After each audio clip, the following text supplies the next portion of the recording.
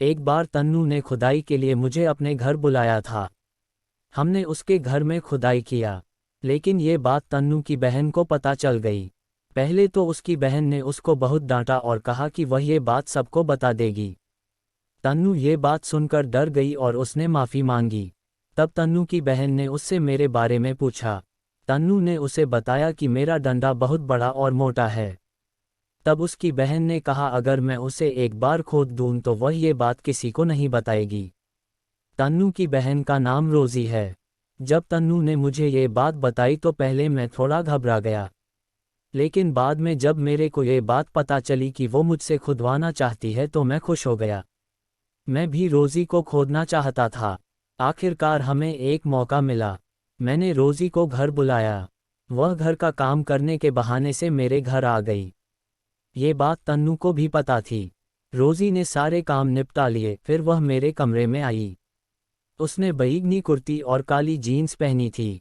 इन कपड़ों में वह हीरोइन जैसी खूबसूरत लग रही थी। मैं उसको देखता ही रह गया। मैंने उसको बिस्तर पर लिटा दिया और उसके ऊपर चढ़कर उसको चूमना चाटना चालू किया। मैं चूमते हुए उसके माथे से लेकर नाभि तक पहुंच गया।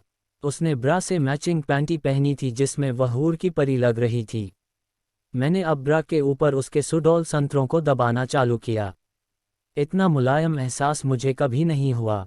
मैंने उस जवान लड़की की देसी खुदाई के लिए चंगी कर दिया। अब वह बिल्कुल चंगी लेटी थी। उसके सफ़ेद संतरे और गुलाबी सी सूट मेरे सामने थे। मैंने उसके संतरे को दबाना शुरू किया। मैं एक संतरे को चूसता और दूसरे को मसलता।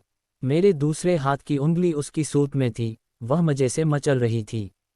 उसने मेरी चड्डी उतार दी। मेरा 7 इंच का डंडा उसके सामने था। वह बोली यार, ये तो बहुत बड़ा है। मैंने इतना बड़ा डंडा कभी नहीं देखा।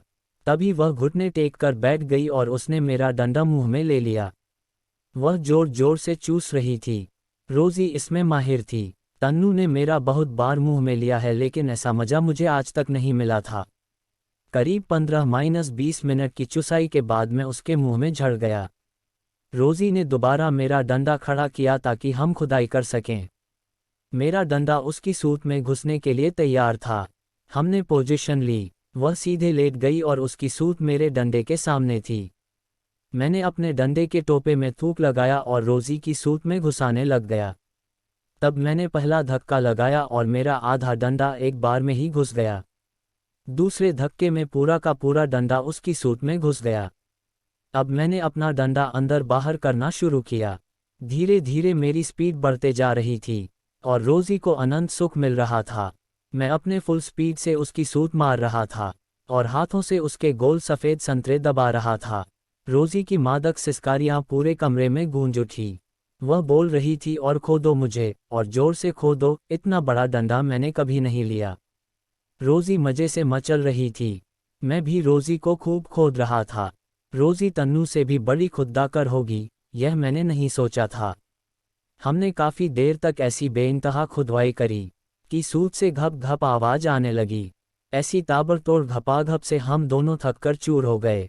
हम इसी हालत में लिपट कर सो गए। जब मेरी आंख खुली तो रोज़ी जा चुकी थी। ऐसे ही मज़ेदार वीडियो देखने के लिए हमारे चैनल को सब्सक्राइब करें, लाइक करें और शेयर करें।